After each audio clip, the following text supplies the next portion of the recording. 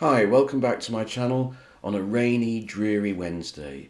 So what better to sit inside in the warm and do a comfort video, my desert island Doctor Who stories. 10 stories to last me a lifetime, the stories that are most lodged in my heart and which I watch the most times. I'll tell you now, these stories only come from the 60s and 70s. That's my stamping ground, really. That's Doctor Who to me. Hartnell, Troughton, Pertwee, Tom Baker. I like the new series, but I never liked it as much. I never had much affection for it. I enjoyed it up to Matt Smith's first season, but then it kind of went off the boil for me. And the 80s were never quite as strong as the 60s and 70s. So these stories are real, they're cherished, long cherished objects of love and affection for me. So I'm going to go from 10 to 1. So at number 10, I'm going to pick The Horror of Fang Rock. Now, I don't know if it was this or John Carpenter's The Fog that gave me a lifelong love of lighthouses and lighthouse lore, but it was one of the two. And this is all set on this craggy rock out in the middle of the sea on a dark night. And this group of travellers and the lighthouse crew and the Doctor and Leela are trapped in a lighthouse with this yellow blob, one of the worst realised Doctor Who monsters of all time, I have to be honest. But okay, it's a yellow blob. And they have to fight it off. So it's what's called a base under siege story, a small group of characters in a small space. And this is what Doctor Who does best, in my opinion, because it hasn't got the resources of these kind of galaxy hopping space opera sagas like Star Wars or Star Trek. So what it's best doing is minimalising it right down to a small group of characters in one location. But what it does is, it uses those characters. What they're fighting is a menace that threatens the Earth or the universe. So you still get that sense of urgency and dread. But B, it also makes this little group of characters a microcosm of the world it's investigating. So in this case, a turn of the century, Britain, on the verge of the Industrial Revolution, on the end of Victorianism, and you have a lighthouse crew arguing about whether they should have electricity or oil, and then there's this group of socialites on their way back from Monte Carlo, a casino in Monte Carlo, who crash on the rocks, and one of them's a sort of scurrilous businessman, one of them is an aristocrat soldier, one is this woman who believes in astrology, and it's just wonderful. That it's great. It's wonderful actors, they're great characters. Tom Baker gets to wear a bowler hat. And there's that fantastic, iconic Target book cover of him with the bowler hat, the rope round his neck, and just the lone solo lighthouse beam behind him. My favourite book cover of all time. I love this story. Even at the end, Tom Baker gets to read a little poem, and that's just too much for me. Great story, great atmosphere. One of my favourites for the longest time, ever since I was about 5 years old. At number 9, Carnival of Monsters. This story is special in so many ways, but the main way is the writer, Robert Holmes, who most fans will recognise as being probably the best writer the series has ever had. But it took Robert Holmes a long time to get into gear. His first story, The Crotons, is entertaining, but it's basic, very basic science fiction stuff. Downtrodden people against a monster. Then he wrote The Space Pirates, which was original, but over 6 episodes was deeply boring, let's be honest. And then he wrote the Auton stories, and his black wit started to seep into the series, but in the sort of unit construction. In Carnival of Monsters, Robert Holmes breaks free of all that, and he finally makes the Robert Holmes story, this wonderfully witty piss-take of the series, where the Doctor is trapped in this machine that works like a television, right? When you were a kid and you thought you could get inside the television and be inside the programme, that's kind of what Robert Holmes does here. So he has the Doctor and Joe wandering around in various scenarios, meeting monsters, and you can watch it on this video screen, and he's trying to get out of the TV. It's such a clever story. Holmes just lets go here and has a ball. I love all the stuff on the ship in the Indian Ocean at the beginning, and messing around with these kind of posh 1920s stereotypes. And all the bureaucrats on the alien world watching the video are very amusingly played by Michael Wisher, Peter Halliday. It's so funny, it's so clever, it effortlessly goes between realism and anti-realism, humour and drama. The Drashigs are great monsters. This is just such an entertaining story.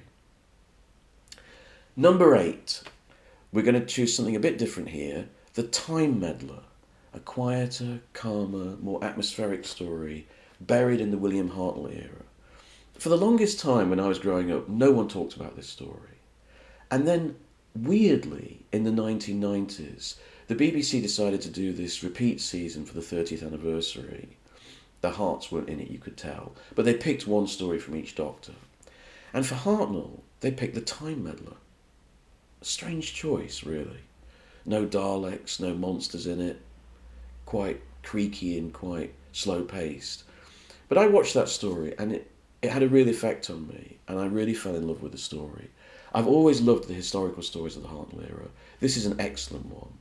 It produces the world of 1066, the world of the Vikings and the Saxons, really well with great atmosphere. It's directed by Douglas Camfield, who was not just an action director, he was also a great, great atmosphere director and director of actors. But this is the first story in Doctor Who's run that mixes up history and science fiction. So the enemy is this monk in this monastery who's actually a time traveller from the Doctor's race who likes meddling in history. So it's also a revolutionary story in that it's the first story that brings in another member of the Doctor's race. And he's played by Peter Butterworth from the Carry On movies. And he's a wonderful comic character, much more fun than the Master. And he cooks the Doctor breakfast, and he's always messing around, and he puts on a bit of... he puts on monks chanting on the gramophone so people think the monastery is full of people. It's a really good fun episode, really amusing.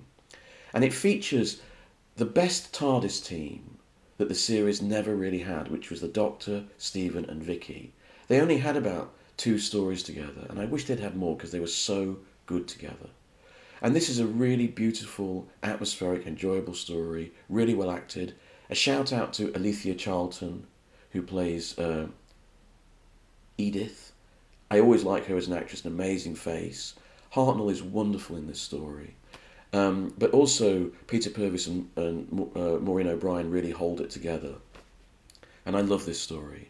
It's got a special place in my heart. On to number 7, The Deadly Assassin. Now this story was a very controversial story when it was first released in 1976, and it came bottom of the Doctor Who Appreciation Society poll. Incredible to think that now. But the reason why it was so hated was because it seemed to change the continuity of the Time Lords, right? This was the timeless children of its day, right? All these people they'd seen the war games where the Time Lords were godlike. They'd forgotten the 3 Doctors where the Time Lords were just boring old men sitting in a room. They'd forgotten that.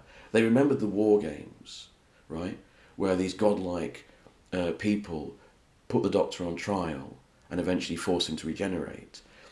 In The Deadly Assassin, Robert Holmes comes along and he makes Gallifreyan society a bunch of creaky old men in this sort of creaky old, timeless tradition, boring kind of monastic life, kind of like the Vatican, really. And this is the world that the Doctor left because he was bored of it. They've got all this incredible power, but they don't do anything with it. They just sit there. I love that mythology, and that mythology is crucial to my whole understanding of the series and my whole understanding of the character of the Doctor. That makes sense to me. That the Doctor came from this powerful society, but he was bored and he wanted to help, so he left. I don't like all the stuff that came afterwards in Sylvester McCoy when they made out that he was more mysterious and more powerful. Didn't like that. Didn't like the Timeless Children. I don't like any of that monkeying around with the idea the Doctor was a god. He's not. He's a guy who got fed up with his society and rebelled and did the ultimate rebellion. He just left it and went off travelling. That's crucial to me and my enjoyment of the series. But the world building of Gallifrey and the Deadly Assassin is amazing. I love Barusa, this, calculating, clever politician trying to build heroes where there aren't any. I love Spandrel, the most convincing character ever to come out of the Gallifrey mythos. this hard-boiled copper who sees through all the tradition and the heritage to see the truth underneath it all. And Engin, the lovely old, creaky old engineer guy. I love the world of this story. And then, halfway through, you get some surreal Dali-esque nonsense with samurais and surgeons with massive syringes and gas mask horses. God, that image stayed with me as a child. I love that sequence. I love it. It's fantastic. And David Maloney really goes for it. He really enjoys this weird psychedelic dream sequence in The Matrix with biplanes machine gunning the Doctor, with the crocodiles emerging from the fog, and that fantastic image of the glass mirror with the clown's face in it. This story had a massive impact on me as a kid. It gave me my whole impression of what Doctor Who was about. But also, I can tell you now, I remember every single cliffhanger. The Doctor shooting someone. The Doctor being run over by a train. And brilliantly, a miniature train. So that's genius. And then the finale where the guy holds him under the water. Though for the longest time, I thought you actually see the Doctor get up and then hold Goth under the water with this pole. But actually that image must have come into my mind from reading the book, because you never see that. I could talk about this story all day. I'll stop now. I love The Deadly Assassin. Number 6, Inferno.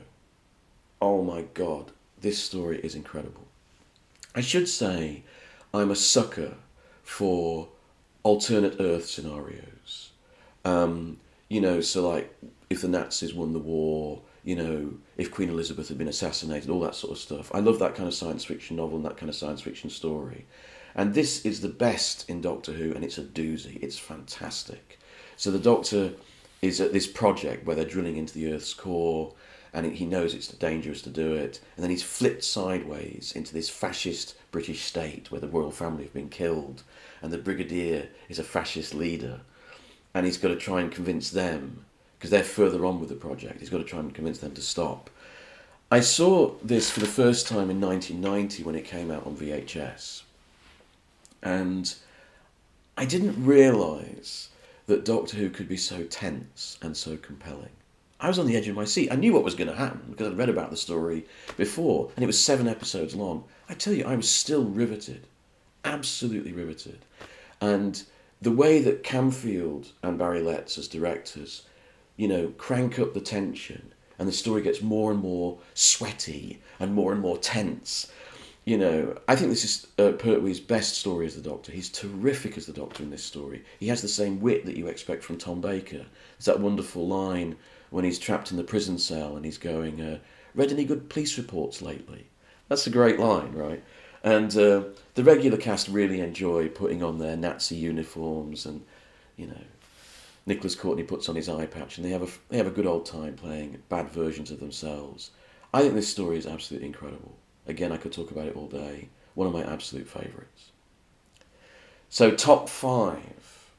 Number 5, The Ark in Space.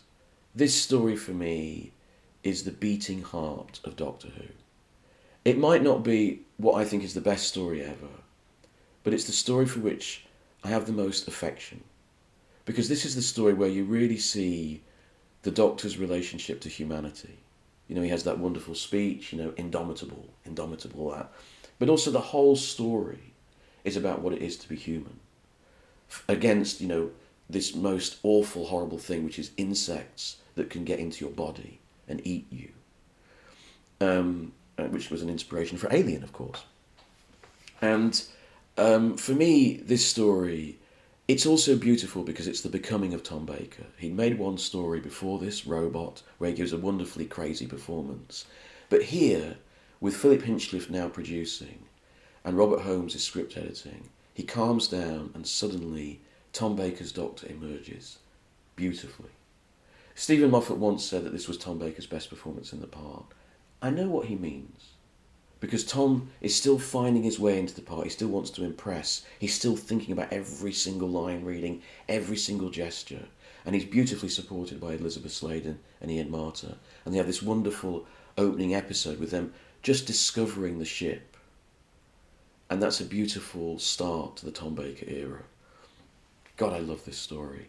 The book was one of my favourite books as a child, with Ian Marter's sort of hard-edged, tough style.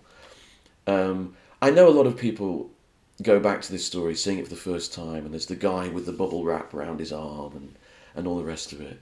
But if you get into the heart of this story, it's so beautiful, it's so well written, and yeah, I have a huge heart for this story. Number 4 is The Aztecs, my favourite William Hartnell story, and the best of the historical stories. I know people don't like the historical stories. I love them passionately, and this is the best. But before we go into that, let's stop a second. Is The Aztecs just a historical story? The definition of the historical story in Doctor Who terms is the Doctor and the companions turn up in a historical period, and they don't meet any aliens, and they don't meet any robots or whatever. Therefore, it's historical. That is not right. Science fiction is about the collision of one world with another. The Aztecs is a science fiction story. It's about a group of people from the future who go into the past, a world as alien as any alien planet, right? Aztec society. And they try to change it. And the story is about the changing of history. Can it work? Can it happen? What are the consequences of it? That's pure science fiction. So to call this a historical story is kind of wrong, really. It's a misappellation, if that's a word. So that's the first point I want to make about it. This is as good a science fiction story as any in Doctor Who's history. The second is John Lucarotti's brilliant script. A really well-researched script that what it does is, the narrative, as it gets more and more tense, it actually shows us more and more and teaches us more educationally about Aztec society. It's beautifully done. And what happens is the Doctor and his companions are seen as gods, and Barbara is seen as this recreation of this goddess. And because she's a history teacher, she knows what goes on in Aztec society, and she decides to change Aztec society so that it can compete with Cortez when he comes over, and it stops human sacrifice.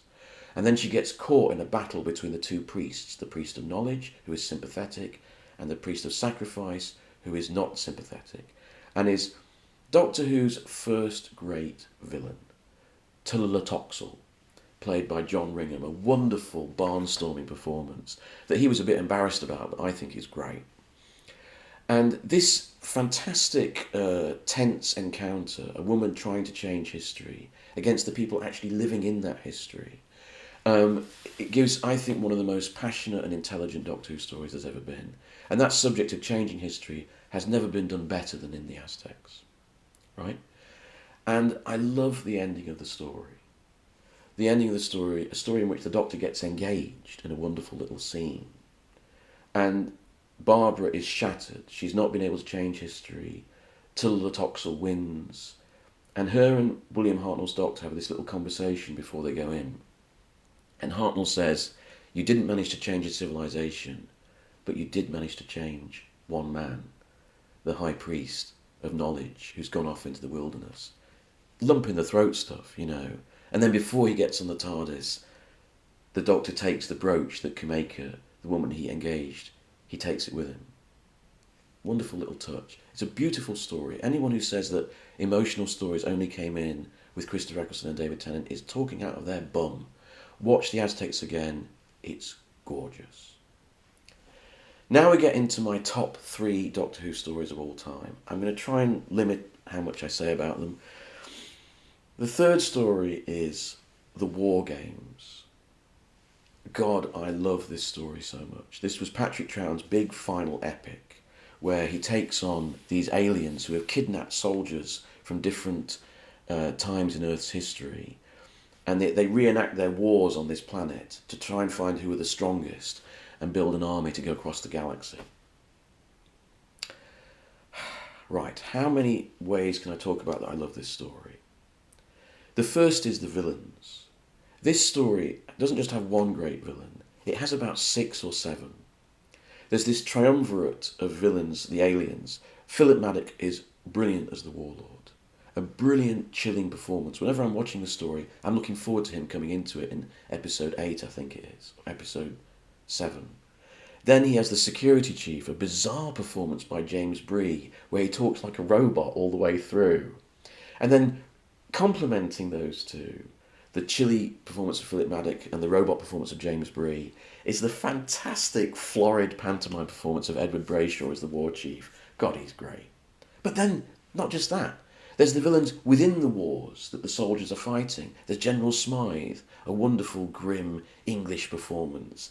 And then there's, I think his name is, it's not John Garfield, he was David Garfield. But he plays this character, Von Weich, and he's a German officer. But then the next time you see him, he's a Southern officer in the American Civil War, and then you see him play a British officer. And each time he does a brilliant accent that sounds exactly like the other accent he's just done, for which he has my deep love and appreciation. So the villains are great.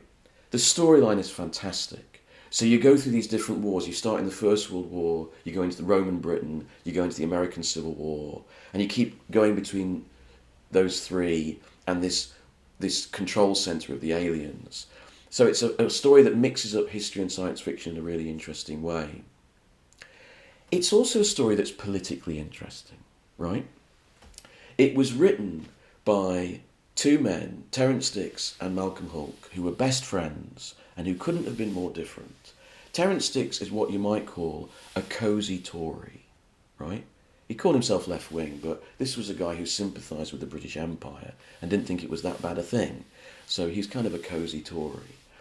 And Malcolm Hulke was a communist, a member of the Communist Party from the end of the Second World War. He was actually watched by MI5, or is it MI6? He was under surveillance, you know.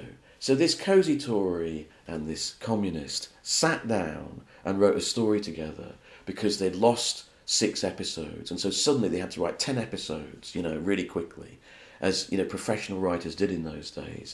And they sat down and they wrote this epic together, a commie and a Tory. And they came up with this story where the various soldiers of wars through history suddenly realise that they are facing a common enemy, aliens. They're all really on the same side, so they band together in this army of resistance. Fantastic stuff. And there are wonderful touches all the way through. So the leader of the resistance is a British Empire army officer with his pith helmet and his revolver. That's Terence Dicks. But the main body of the resistance are Mexican revolutionaries, peasants. They're the people who can most resist the conditioning of the aliens. David Icke would love the war games. The politics of that and the way those things meld together is so beautiful, especially in this era of woke and cancel culture when people cannot stand each other's opinions. It's so beautiful. I could talk about this story all day. There's so many great moments. The moment when Zoe lowers her eyes when the guys are machine gunned. Do you remember that? The bit with the sonic screwdriver and the bit where Patrick Troughton says, "You can keep your hand on it if you like." I always like that bit. There's so many great moments. And the War Games is just fantastic. The greatest epic Doctor Who has ever given us. My second favourite story of all time is actually the story that I think, pound for pound, is the best Doctor Who story ever made. The best piece of television. And that is The Talons of Wang Chiang. The Talons of Wang Chiang is a glorious last hurrah for the Philip Hinchcliffe era and for Robert Holmes. And Robert Holmes completely indulges himself. He just mashes up every piece of Victoriana he can think of. Jack the Ripper, Sherlock Holmes, you know, Music Hall, Fu Manchu, you know, it's all in there. And it's riotously just jumbled all together. And the dialogue and the fun that Holmes is having in this story, it's so funny. The dialogue is so brilliant. The characters are so rich. You know, Jago and Lightfoot. It's just glorious, you know. You don't even have time to think whether the plot is really, really far-fetched or crazy. It is. But the characters are so wonderful that you're just caught up in the joy of it. It's like a sort of Penny Dreadful novel written by Wilkie Collins under a pseudonym. It's just such fun. And there's nothing really else to say about Talons of Chiang. I know a lot of people are sitting there thinking, yes, there is, Mike, it's racist. Well, if you're sitting there thinking that, just go and watch another video. I can't be bothered with this kind of modern political correctness wagging its finger at the past. Fuck off, you know. I think Talons of Chiang, if you can't sit and enjoy Talons of Chiang on its own terms, I feel a bit sorry for you. You know, it's such a ball. Everyone is having such a good time. It's such a riotously high yarn. It has coppers with alcohol on their breath. It has a woman going, "Oh, that'd make it all sick, that would it?" You know, it has musical magic acts. You know, it has someone singing Daisy, Daisy. You know, this is glorious fun. This is Doctor Who letting its hair down and having a good time. And for me, it's the high watermark of all Doctor Who. But number one, I had to go with my heart, and I had to go with the story I've watched most in my life. I probably watch it once a year. The story I loved as a kid when my brother used to take the piss out of me for being scared of it, and the story that I still carry with me to this day, and that is The Robots of Death. Now, this is a hard sell, right? Why am I picking this story? It's not a particularly significant story in terms of continuity. It's not got the Daleks or the Cybermen or the Master in it. It's not an epic. Why pick this story, a basic story of robots that go against their programming and kill people? I mean, it couldn't be a simpler story. The reason I pick it is because it does everything right. It's perfectly set for Doctor Who, going back to the base under siege idea, a simple idea, but that has ramifications that ripple out across. And you take a strong group of characters in a brilliant idea, this mine that crawls over a sand planet, mining for minerals. And they don't have to do much because the robots are doing everything. So they're in beautiful, sophisticated, sort of Art Deco clothes in this kind of decadent society. It's a brilliant setting. It's very clever. Brilliant world building. It does everything that Doctor Who does, and it does it perfectly. You know, and the actors are great, and they all look like they've had a bit of a drink with Tom Baker in the pub at lunchtime. You know, Russell Hunter slurring his words, David Collings slurring his words. I love all that. Tom Baker in this story, it's one of his first stories with Louise Jameson as Leela, and there's a bit of tension between them. And that actually adds to the quality of their acting. And they're really good in it. Tom Baker is so good, every line he has. I'll tell you now, I may as well admit this. You know my favourite scene in the whole of Doctor Who? It's the TARDIS scene at the beginning of this story. You know, the one where the Doctor gets a little box and puts it on the top of the console and says, which box is larger? And he's explaining to Leela how the dimensions of the TARDIS and how one thing goes inside another. That's my favourite scene in Doctor Who. I don't know why. It's the reactions of Louise Jameson when she goes, that's silly. It's Tom Baker's hair as it fluffs around. It's the way Tom Baker at the end of it all goes, one box inside another. Well, it's a pretty boring subject anyway. I mean, just dismissing the whole of the previous scene as boring. Only Tom Baker could get away with that. I don't know what it is about that scene. I don't know what it is about this whole story. There's so much in this story. Do-do-do-do-do. The little noise that the lock makes. The conversation that Leela has with Paul, saying, why do you do it? Why do you do this life? And the little bit of sugar cube that they put in the water to make it taste. The Doctor talking about bumblebees. I could go on and on and on. The little bicycle lamps that are used as markers. You know, the details of this story just are so rich and wonderful. I feel I've lived this story 1,000 times. I love it. Whenever I'm down, it picks me up. It's my favourite Doctor Who story. Well, thanks for joining me on this journey through my favourite Doctor Who stories. Please let me know your Desert Island Doctor Who stories below. And please like and subscribe. And stick around for my other Doctor Who videos. Thanks very much.